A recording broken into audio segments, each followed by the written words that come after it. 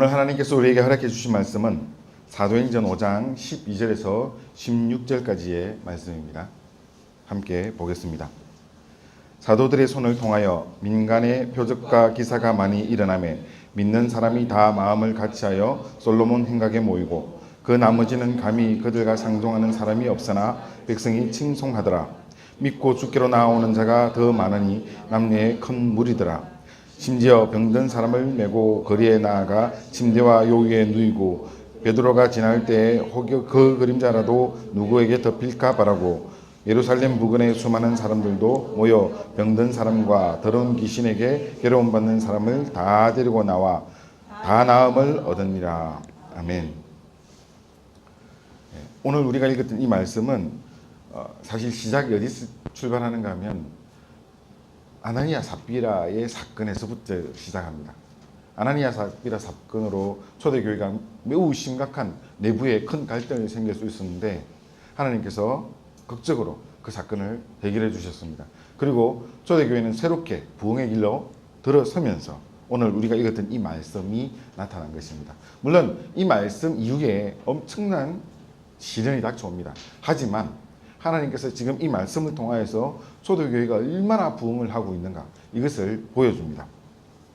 혹시 여러분 어제 축구 보셨습니까?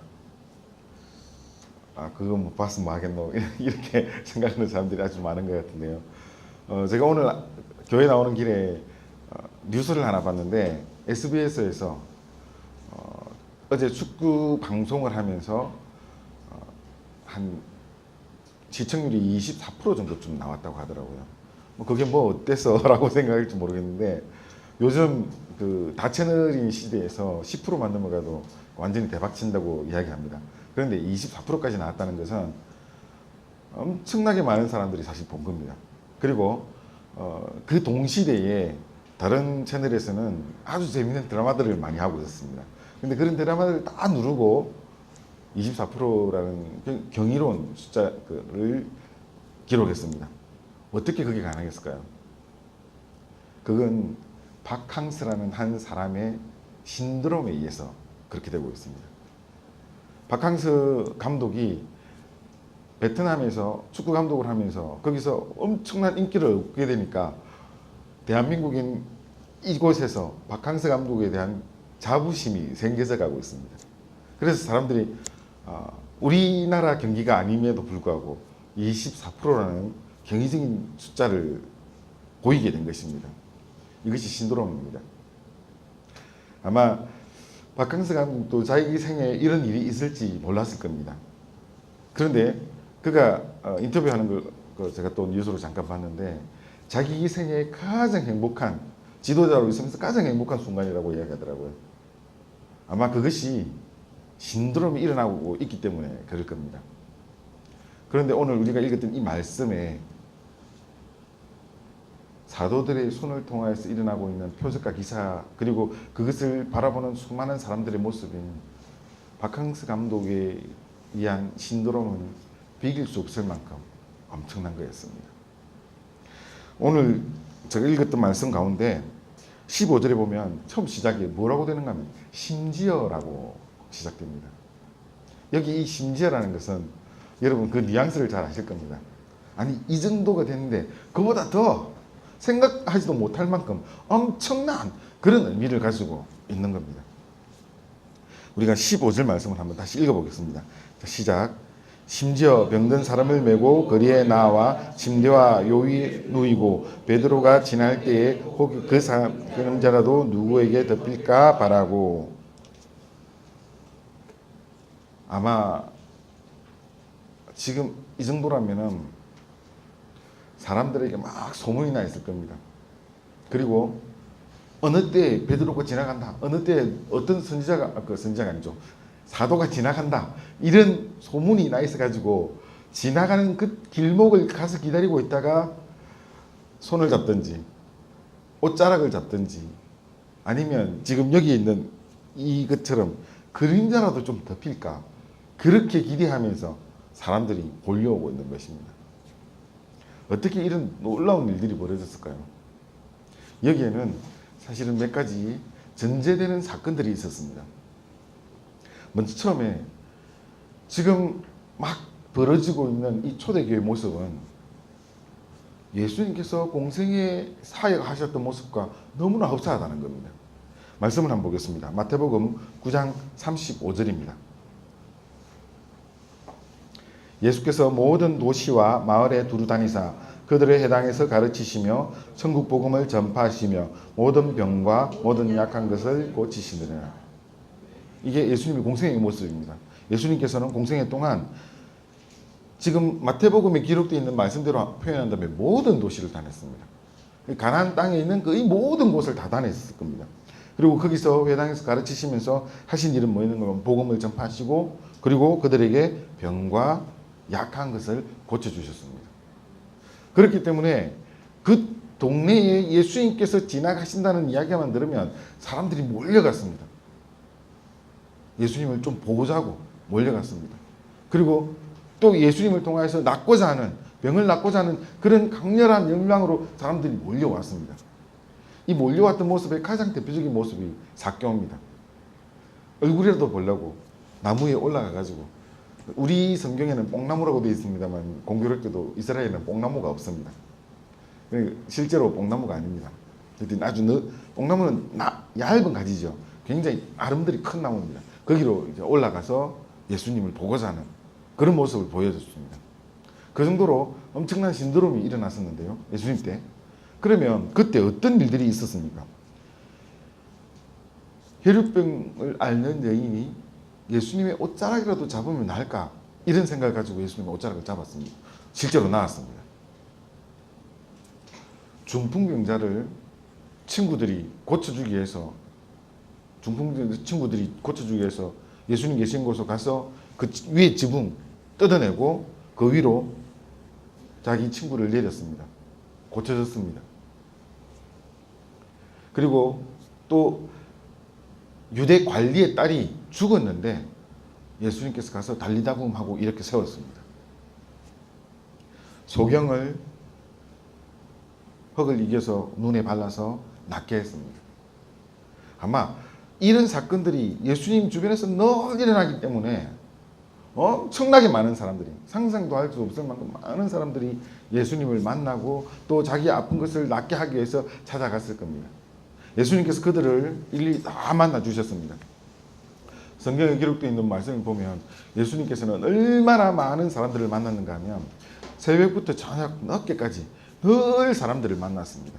이런 사람들이 찾아오고 그들을 고쳐주시고 말씀하시고, 예수님께서 피곤할 정도로 육신이 피곤해서 조시고 풍랑 있는 바다 위에서, 그 배 위에서 조실 만큼 너무너무 피곤할 정도로 많은 사람들을 만나고 그리고 그런 사람들이 따랐습니다.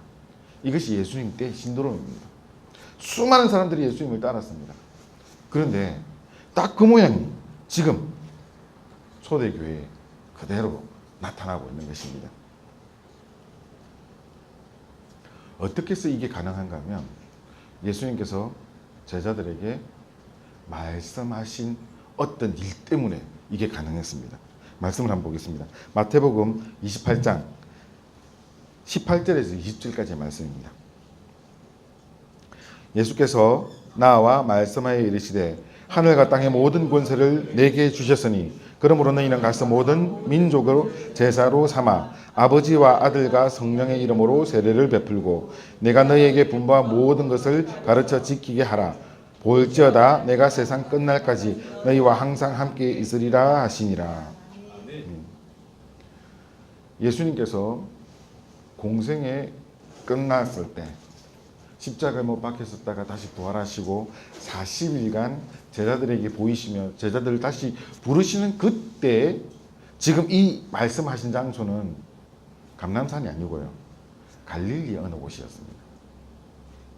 그러니까 성천하시기 전에 시간이 어느 정도 좀 있었을 겁니다. 며칠 정도 좀 더, 성천하시기 며칠 전이었는지는 우리는 알 수 없지만 분명히 40일 동안 공생애 끝나고 부활하시고 난 후에 그 40일 동안 말씀하신 내용입니다.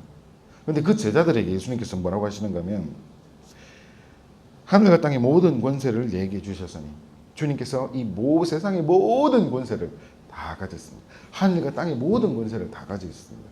그리고 그렇게 하면서 19절에 그러므로 너희는 가서 모든 민족으로, 여기서 그러므로 내가 가지고 있는 이 모든 권세를 다하여서 너희에게 명령한다. 내 권세를 너희에게 허락한다. 해서 너희가 가서 복음 전하라. 이 말씀을 하신 겁니다. 제자들은 예수님께서 하셨던 그 사역을 그대로 계승한 것입니다. 물론 그들이 바로 계승하지는 못했습니다. 그들은 마가의 다락방에서 약 일주일의 시간을 보내면서 기도하면서 기다리는 시간들이 있었습니다. 그러나 그들은 예수님의 그 사역을 그대로 계승할 수 있었던 것입니다. 이것이 지금 우리가 읽었던 이 사도행전 5장에 일어나는 굉장한 신드롬의 전조였습니다. 바로 예수님의 사역을 그대로 계승했기 때문에 이 사역이 그대로 다시 이어져서 사도들에게 연결되었습니다. 그리고 이 사도들에게 나타났던 그 놀라운 역사들은 또 한 가지 굉장히 중요한 하나의 요인들이 있었습니다. 그것은 무엇인가 하면 바로 성령 하나님입니다. 사도들이 그리고 예루살렘에 모여 있었던 120명의 성도들이 오순절날 임하는 그 성령 하나님의 역사를 체험했습니다. 그리고 그들은 그 자리에 앉아있지 않고 밖으로 나가서 말씀을 전했습니다. 놀라운 이적들이 그때부터 일어났습니다. 그들이 말하는 그 말이 실제로 다른 나라의 말로 방언화되어서 나타났습니다. 뿐만 아니라 지금 우리가 읽었던 이 말씀에 수많은 기사와 표적들이 일어났습니다. 사도들의 손을 통하여서 그런 것들이 일어났습니다. 어떻게 이게 가능했습니까? 실제로 이것이 가능한 것은 사도들에게 그런 놀라운 역사들이 일어나고 또한 120명의 성도들 그 외에 또 많은 예루살렘 안에 기다리고 있으면서 하나님의 사람이 되었던 수많은 초대교회 성도들이 어떻게 그런 놀라운 기적의 이념을 체험하고 있었는가 하면 바로 성령 하나님께서 그들 가운데 내재하시면서 역사하셨기 때문에 가능한 일이었습니다. 사랑하는 성도 여러분, 바로 이것이 기사와 표적의 이유입니다. 하나님께서 지금 우리 온 인류를 구원하시기 위해서 계획하셨습니다. 예수님을 우리 가운데 보내셨고 십자가를 지시고 죽고 다시 부활하심으로 우리가 그 길을 따라가게 하셨습니다. 그리고 지금 이 사실을 우리에게 알려주시고 그리고 예수님의 그 사역을 계승해 갈 수 있도록 역사하시는 분은 성령 하나님입니다. 지금 이 시대에도 우리에게 동일한 모습으로 역사하십니다. 초대교회 공동체 안에 또 다른 보혜사로 오셔서 그들 가운데 예수님께서 위임하셨던 땅 끝까지 이르러 내 증인이 되라는 그 말씀을 초대교회 성도들이 받을 수 있었던 것은 바로 성령 하나님의 역사였습니다. 그 가운데 이런 일들이 일어나게 됐던 것입니다. 그러면 지금 이 시대는 어떻게 해야 됩니까? 우리가 살아가는 지금 이 시대에는 어떻게 예수님의 그 사역을 계승해 나갈 수 있겠습니까? 여러 가지 고민이 생길 수 있습니다.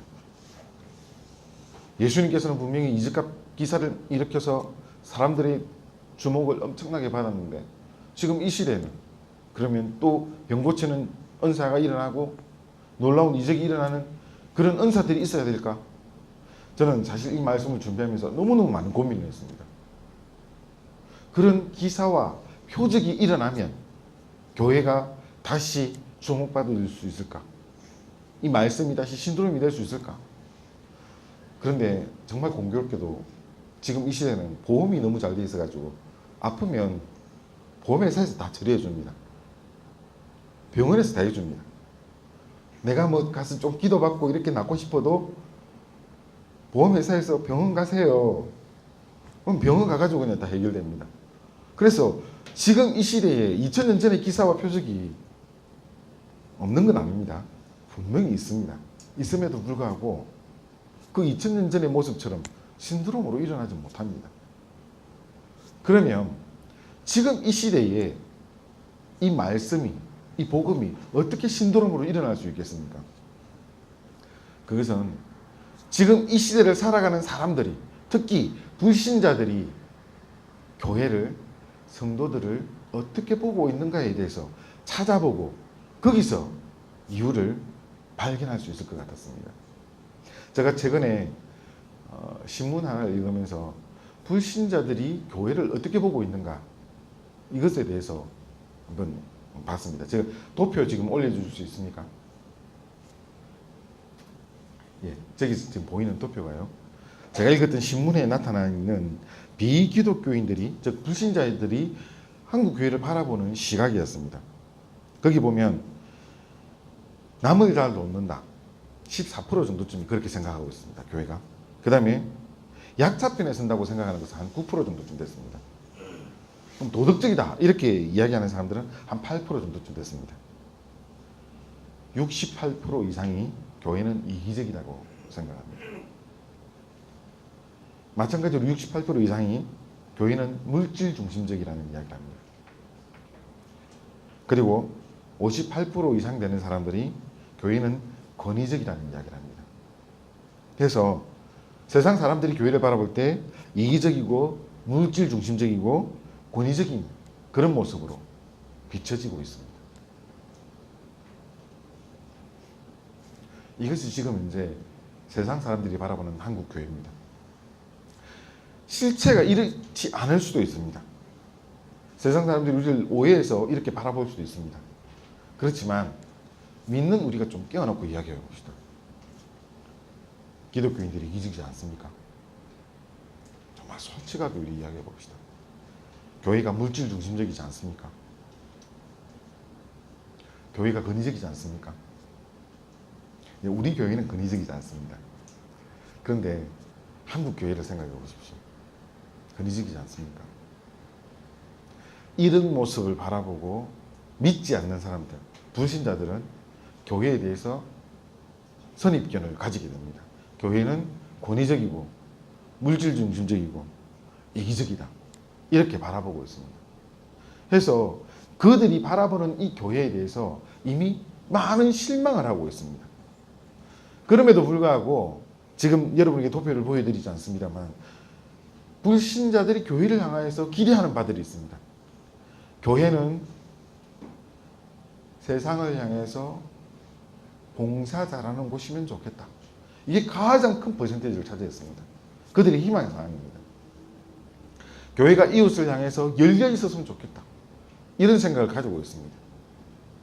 물론 그들은, 이 불신자들은 그들 나름대로의 개념으로 교회를 바라보고 있었습니다.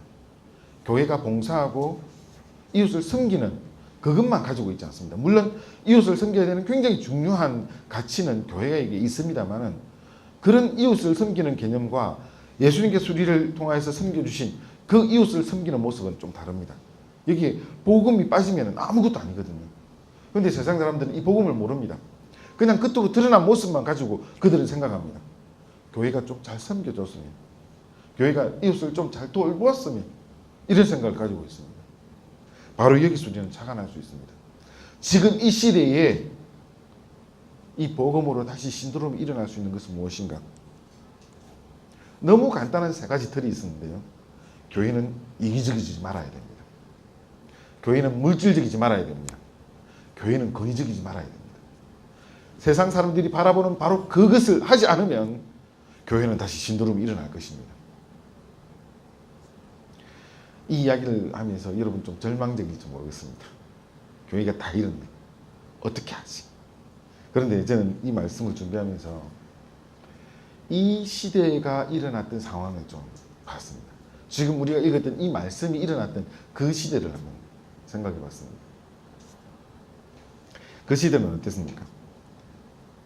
초대교회는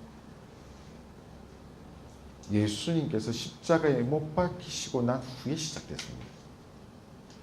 여러분 그래프를 한번 그려볼게요. 예수님께서 계셨습니다. 많은 사람들이 예수님을 바라보고 있었습니다. 예수님 중심으로 많은 사람들이 행동했습니다. 예수님을 엄청나게 소망했습니다.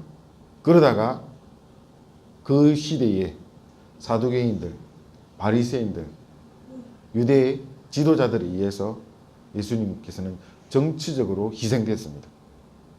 십자가에 못 박혀서 죽었습니다. 사람들이 다 도망갔습니다. 예수님을 따르던 그 많은 무리들이 예수님을 향해서 십자가에 못 박으라는 그런 비난을 하고 외쳤던 사람들입니다. 초대교회는 그렇게 하고 시작했습니다. 지금 우리가 살아가는 이 시대가 너무너무 절망적이라는 이야기를 합니다. 한국 교회가 정말 끝장날 것 같은 그런 두려운 마음을 가지게 됩니다. 이렇게 이야기하는 저 역시 정말 한국 교회를 걱정합니다. 회개하고 돌이키지 않으면 큰일 날 텐데 이런 마음이 너무너무 간절합니다. 그런데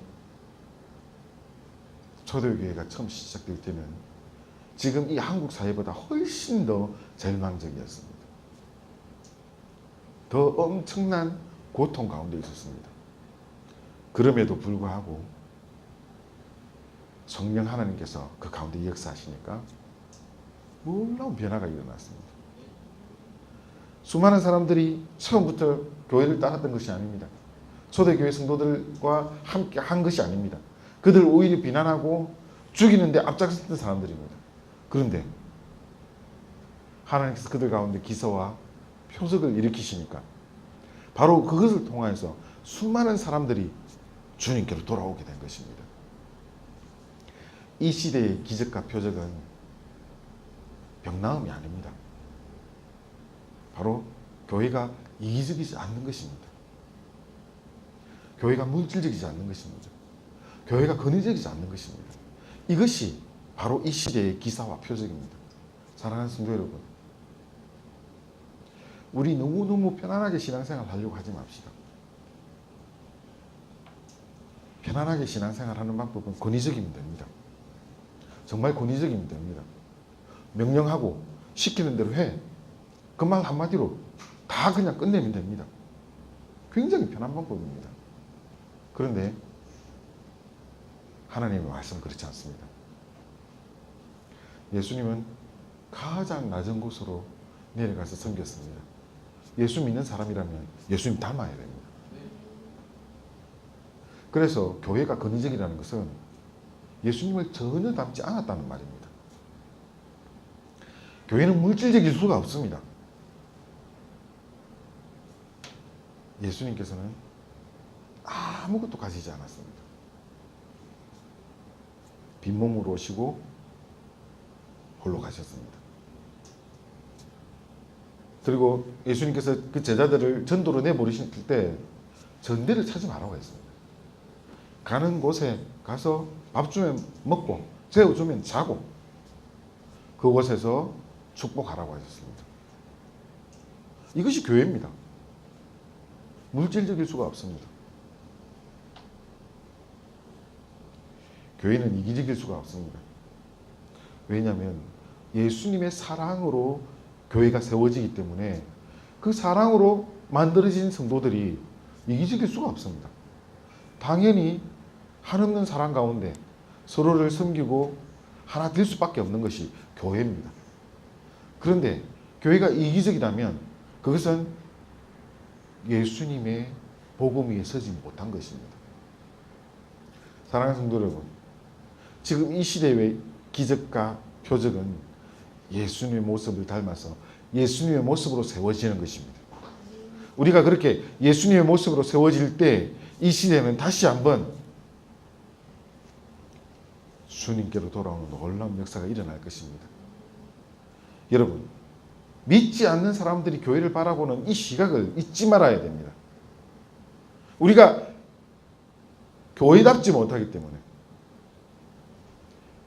우리가 예수님을 닮지 못하기 때문에 세상은 우리를 향해서 비난합니다. 그런데 우리가 만약 주님을 닮고 교회가 교회다워진다면 세상 사람들은 우리를 그렇게 비난하지 않습니다. 오히려 초대교회의 그 놀라운 신도림이 지금 이 시대에도 일어날 것입니다. 사랑하는 성도 여러분, 이 거룩한 사명을 가지고 이 땅에 살아가기 바랍니다. 하나님께서 우리를 그저 우연히 이렇게 만들어주지 않았습니다. 우리 안의 교회가 우연히 이렇게 모여진 것이 아닙니다. 하나님께서 우리 가운데 엄청난 사명을 주셨는데 그것은 무엇인가 하면 이 시대에 표적과 기사를 일으키는 교회가 되라는 것입니다. 그렇다고 우리가 병을 낫수는, 저도 여러분이 알다시피 기도 많이 하는 목사가 아니기 때문에 그런 거 못합니다. 단 우리 안에 교회가 너무너무 잘하는 것이 있습니다. 말씀 부여에 자꾸 실험하는 겁니다. 하나님 말씀대로 살아가려고 발부둥치는 겁니다. 여기에 바로 주님의 역사가 일어날 것입니다. 우리가 이 말씀을 보고 말씀대로 살아가려고 발부둥치는 바로 그 모습 속에서 우리는 예수님을 닮아가는 겁니다. 그러면 이 시대에 불신자들이 교회를 바라보면서 자기들과 다른 모습을 보게 될 것입니다. 지금 많은 사람들이, 믿지 않는 많은 사람들이 교회를 바라보면서 기대하는 것이 그것입니다. 나하고 똑같네. 나하고 다를 것이 없네. 교회는 구별돼야 됩니다. 달라야 됩니다. 우리는 예수님을 닮고 사는 사람들입니다. 성령께서 내주하는 사람들입니다. 세상 사람들과 같을 수가 없습니다. 당연히 달라야 됩니다. 그리고 세상 사람들이 우리를 바라보면서 우리를 핍박해야 됩니다. 왜 그러는가 하면 자기하고 다르거든요. 다르기 때문에 우리를 찝쩍대고 찌르고 핍박합니다. 세상 사람들에게 핍박받지 않는 그리스도인은 좀 생각해 봐야 됩니다. 혹시나 내가 세상 사람들하고 똑같은 모습으로 있어서 그 사람들이 나를 못 알아보는 것이 아닌가 생각해 봐야 됩니다. 당연히 핍박 가운데, 당연히 어려움 가운데 있으면서 그들 속에서 내가 핍박받으면서 그리스도인으로서 살아간다면은 바로 그것이 이 시대에 다시 신드롬을 일으키는, 복음으로 신드롬을 일으키는 그런 계기가 될 것입니다. 사랑하는 성도 여러분, 우리 그렇게 살아갑시다.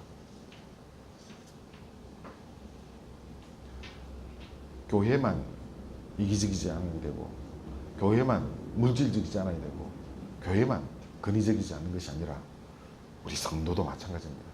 목사인 저도 그래야 됩니다. 우리 안에 있는 모든 성도들도 마찬가지입니다. 예수 그리스도를 닮아서 주님의 모습으로 살아간다면 권위적일 수가 없습니다. 권위적이서는 안 됩니다. 물질적일 수가 없습니다. 물질을 추구할 수가 없습니다. 물론 그렇다고 해서 여러분이 살아가는 삶을 위해서 돈도 벌지 말라 이런 말은 아닙니다. 신앙 안에서 물질의 욕심을 우리가 부릴 필요가 없습니다. 여러분 열심히 살아가면서 이 부분 좀 정확하게 구분해야 될 것 같아서요. 제가 잘라서 이야기를 합니다. 여러분 열심히 직장 생활하고 열심히 살아가면서 전략하고 여러분의 재산을 모으고 불려가십시오. 하나님께서 이 땅을 살아가는 우리에게 축복해 주신 것입니다. 그런데 신앙 앞에서 욕심 부릴 필요가 없다는 것입니다. 신앙 앞에서 우리가 물질의 욕심을 누린다면 그 교회는 너무 비참한 교회가 됩니다. 그래서 하나님 안에서 우리는 욕심 부릴 필요가 없습니다. 마찬가지로 성도들이 하나님 안에서 이기적일 수가 없습니다. 왜냐하면 예수님을 닮아서 예수님 안에서 우리가 살아가야 되기 때문에, 그리스도 안에서의 교제가 일어난다면 이기적일 수가 없습니다. 나보다 남을 더 낮게 여기고 더 훌륭하게 여기고 더 좋게 여겨주는 그런 마음으로 그리스도 안에 교제가 일어납니다. 그러면 그 안에서 이기적일 수가 없습니다. 사실 세상 사람들이 교회를 향해서 이기적이라고 이렇게 판단하는 이유는 교회가 예수님을 닮지 않았기 때문에 그렇습니다. 그렇기 때문에 이 시대의 교회가 비정상입니다. 교회라면 그렇게 할 수가 없는 겁니다. 마찬가지로 성도라면 그렇게 할 수가 없는 것입니다. 우리가 이기적이지 않고 물질적이지 않고 권위적이지 않는 모습으로 성도가 함께 모여서 성도의 교제를 이룬다면 세상 사람들은 그 모임을 너무 부러워할 것입니다. 그곳으로 들어오고 싶어 할 겁니다. 왜냐하면 저는 이 시대를 압니다. 이 시대는 너무너무 고독한 시대입니다. 한 1, 2년 전만 해도 식당 가서 혼자 밥 먹는 게 굉장히 불편했습니다. 지금 어떻습니까? 혼밥 시대라고 합니다. 가서 자기 혼자 밥 먹는 거 당연한 것처럼 별로 이상하게 생각하지 않습니다. 문화가 그렇게 되어가고 있습니다. 여러분, 이것이 편한 일일까요? 그것을 딱 뒤집어 보면 지금 이 시대는 너무너무 고독한 시대라는 겁니다. 자기 혼자 밥 먹고. 우리 안에 교회 성도들이 하지 않는 일 중에 하나가 혼밥 말고요. 혼밥은 여러분이 할 수 있습니다. 혼술은 하지 않겠죠. 가서 혼자 술 마십니다. 그것을 마치 당연한 것처럼 지금 이야기합니다. 얼마나 인생이 고독하고 고달프면 그렇게 하겠습니까? 근데 여러분, 만약에 교회가 예수님을 닮아서 그리스도의 온전한 교제가 일어난다면 그 안에서 이 고독감은 하나도 없을 겁니다. 너무너무 행복할 겁니다. 성도의 교제 가운데 너무너무 기쁠 겁니다. 저는 바로 이것이 지금 이 시대에 한국 교회가 회복하기만 한다면 복음으로 다시 신도름이 일어날 것이라고 생각합니다. 이 고독한 시대에 그 고독함을 깨어버리는 강력한 무기가 교회 안에 있습니다. 예수 그리스도를 통하여서 우리가 온전히 교제로 회복되고 하나님 안에서 우리가 하나가 되어갈 때 지금 이 시대에 이 고독을 깨어버리는 하나님의 강력한 무기가 될 것입니다. 바로 그것이 지금 이 시대에 다시 한번 한국 교회가 복음으로 신도름을 일으킬 수 있는 그런 힘입니다. 사랑하는 성도 여러분, 그래서 우리가 이기적이지 말아야 됩니다. 그래서 권위적이지 말아야 되고, 그래서 물질적이지 말아야 됩니다. 정말 예수님의 모습을 닮아가지고 성령께서 내주하는 그런 교회가 된다면 여러분, 이것이 정말 키입니다. 이 고독한 시대에 마치 큰 햇불처럼 타오르는 교회가 될 수 있을 겁니다. 사랑하는 성도 여러분, 우리가 그래서 예수님을 닮아갑시다. 주님께서 우리에게 채워주시는 그 은혜로, 그리고 그 사랑으로 우리가 충만하고 나의 옆에 있는 우리의 형제들, 우리의 자매들에게 그 사랑을 흘려보냅시다. 그리고 그것이 차고 넘치면 어디로 가겠습니까? 믿지 않는 불신자들 향해서 흘러나가게 될 것입니다. 섬김이고 봉사입니다.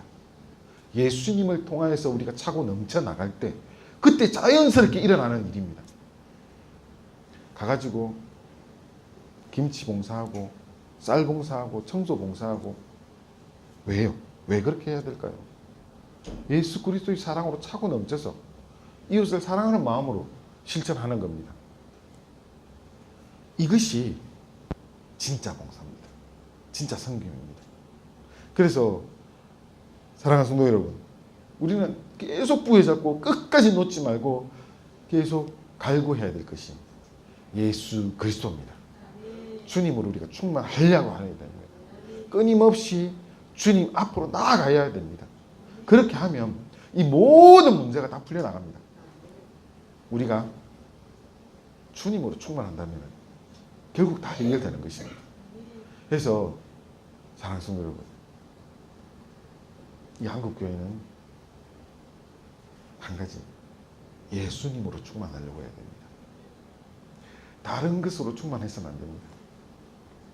우리 안의 교회도 이것 하나만 자랑합시다. 우리 안의 교회에 성령 하나님께서 내주하십니다. 여러분 알고 있지 않습니까? 그냥 제가 말하는 것이 아니라 여러분 한 사람 한 사람이 알고 있지 않습니까? 성령 하나님께서 내주하십니다. 우리의 교제 가운데 하나님께서 다 연결고리가 되어주십니다. 더욱더 많은 사랑으로 차고 넘쳐서 흘러넘치는 교회가 되길 바랍니다. 우리 안에 교회만 좋아하는 것이 아니라 지금 이 담을 넘어서, 이 벽을 넘어서 다른 지역으로 주님께서 우리에게 채워주신 그 놀라운 사랑을 흘러넘치는 교회가 되길 바랍니다. 이것이 바로 이 시대에 일어날 수 있는 표적과 기사입니다. 말씀을 계속 보겠습니다. 16절입니다. 예루살렘 부근의 수많은 사람들도 모여 병든 사람과 더러운 귀신에게 괴로움받는 사람들을 데리고 와서 다 나음을 얻으니라. 이 16절 말씀은 예루살렘에서 시작됐던 이 복음이 점점 넓혀져 가고 있음을 표현하고 있는 가장 첫 번째 구절입니다. 사도행전에서 복음을 전파해 나가라, 넓혀 나가라, 이 말씀을 예수님께서 말씀하셨습니다. 1장 8절에 이런 말씀이 있습니다. 사도행전 1장 8절입니다. 오직 성령이 너희에게 임하시면 너희가 권능을 받고 예루살렘과 온 유대와 사마리아와 땅끝까지 이르러 내 증인이 되리라 하시니라. 이렇게 복음은 번져 나가야 됩니다. 안에 머무르는 것이 아니라 밖으로 흘러나가야 됩니다. 그런데 오늘 우리가 읽었던 이 16절의 말씀에 복음이 흘러나가는 모습이 참 나타난 것입니다. 예루살렘 부근의 수많은 사람들도, 예루살렘 부근에 얼마나 많은 사람들이 있었는지 모릅니다. 예루살렘 중심으로 바깥으로 나가면 유대 광야입니다. 그 광야에서 사는 사람들에게 아마 소문이 났을 겁니다. 예루살렘에 예수님을 따르던 무리들이 난리가 났대. 옛날에 예수님 많지. 손만 얹으면 병이 낫는데 혹시 기다리고 있다가 베드로의 그림자를 밟으면 병이 낫는데 별의별 소문이 다 났을 겁니다. 이렇게 놀라운 이적들이 온 세상으로 막 퍼져나갑니다. 지금 바로 그 시작이 이 16절의 말씀입니다. 하나님께서 이렇게 많은 기적들을 보여주셨는데 이 말씀을 가지고 사람들이 설왕설래합니다. 뭔가 하면 믿지 않는 사람들이 이렇게 막 몰려드는 것이 미신일까? 아니면 그것은 신앙일까? 고민할 수 있습니다. 지금 초대교회에 일어나는 그 놀라운 이적들을 보고 병 낫고자 달려오는 이 사람들이 신앙으로 달려온다고 볼 수는 없을 것입니다. 그렇게 가면 낫는다는 그 소문을 듣고 자기가 병 낫고 싶어서 막 달려올 것입니다. 그래서 그것이 미신일까 신앙일까 정말 진지하게 고민할 수 있습니다. 그런데 여러분, 이것은 굉장히 중요한 키가 또 하나 있었습니다. 뭔가 하면 바로 성전 미문에 앉아있었던 그 장애인이 낫게 되는 사건을 통해서 발견할 수 있습니다.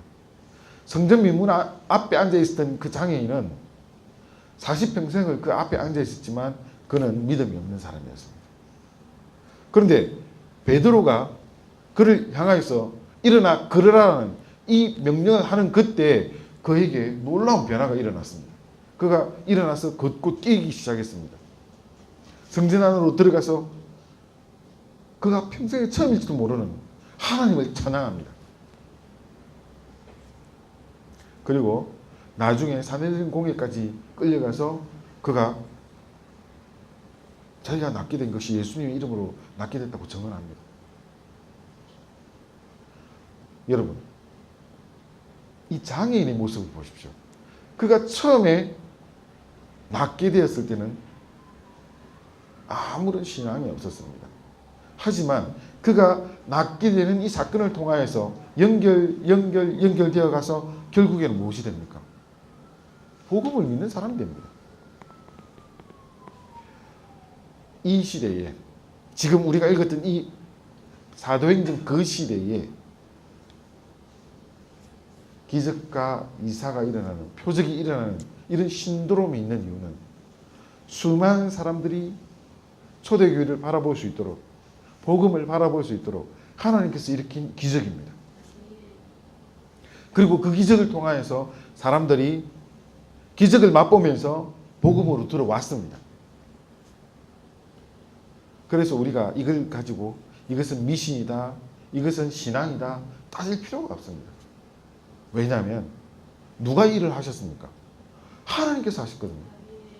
하나님께서 이런 기적을 일으키시고 그 기적을 맛보는 수많은 사람들이 하나님을 찬양하며 주님의 사람으로 예수 믿는 사람으로 변화되었습니다. 이것이 하나님의 그때 방법입니다. 지금 우리가 살아가는 이 시대에 마찬가지입니다. 세상 사람들이 한국 교회를 바라보면서 이기적이다, 권위적이다, 물질적이다 이렇게 이야기하지만 우리의 모습이 그것이 바뀌고 예수 그리스도의 사랑으로 차고 넘치면서 주님의 사랑을 세상 사람들 향해서 흘려보낼 때 고독감에 빠져있는 이 한국 사회가 그들의 그 고독감 때문에 주님께로 돌아올 것입니다.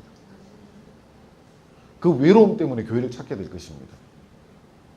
그들이 그렇게 외로움 때문에 교회를 찾았다가 그 아름다운 성도의 교제를 보고 그것에 동참하고 싶어서 그냥 함께 교제하고 싶어서 들어왔다가 그곳에서 복음을 만나는 것입니다. 이것이 지금 이 시대의 표적과 기사입니다. 사랑하는 성도 여러분, 그래서 저와 여러분이 함께 나누고 있는 그리스도의 공동체 안에서의 교제가 기적입니다. 우리에게 주신 이 아름다운 기적을 키워나갑시다. 그러면 우리 입술로 교회 나와봐라 이 한마디 잘 못하는 우리가 우리 안에 함께하는 이 거룩한 공동체 속에서 일어나는 성령 하나님의 내주하시는 이 아름다운 교제 속에서 사람들이 보고 들어오게 될 것입니다. 이것이 하나님의 기적입니다. 여러분 이것을 놓치지 맙시다. 하나님께서 이루시는 그 놀라운 이적들을 우리가 함께 지켜나갑시다. 우리만 하는 것이 아니라 지금 우리가 간절히 소망하는 대로 우리는 다 뿔뿔이 찢어져 흩어질 겁니다. 반드시 그렇게 될 겁니다. 왜 그렇게 하는가 하면 하나님의 복음이 우리끼리 좋아서 우리만 하는 것이 아니라 이 복음은 전파되어 나가야 되거든요. 그래서 우리가 성장하면 다시 쪼개지고 성장하면 쪼개져서 번져나갈 겁니다. 그 번져나가는 동안에 놓치서는 안 되는 것이 있습니다. 반드시 지켜야 될 것이 있습니다. 그리스도의 공동체의 교제입니다. 이 교제를 지켜나가야 됩니다. 주님이 주인 되시고 그 안에서 우리는 함께 다 같이 동등하게 주님을 품고 섬기는 한 성도로서 서로를 사랑하고 지켜주고 서로를 위하여서 자기의 것을 아낌없이 내어놓는 그리스도의 거룩한 공동체로 우리가 함께 살아갈 때 그리고 그 모습이 이렇게 분리되어 나갈 때 하나님께서는 이 한국교회에 다시 한번 기회를 주실 것입니다. 우리가 기대하고 주님께서 우리 가운데 역사하시면서 우리 가운데 이 아름다운 교제를 만들어 주시는 그 주님의 사랑을 지켜나갑시다. 기도하겠습니다.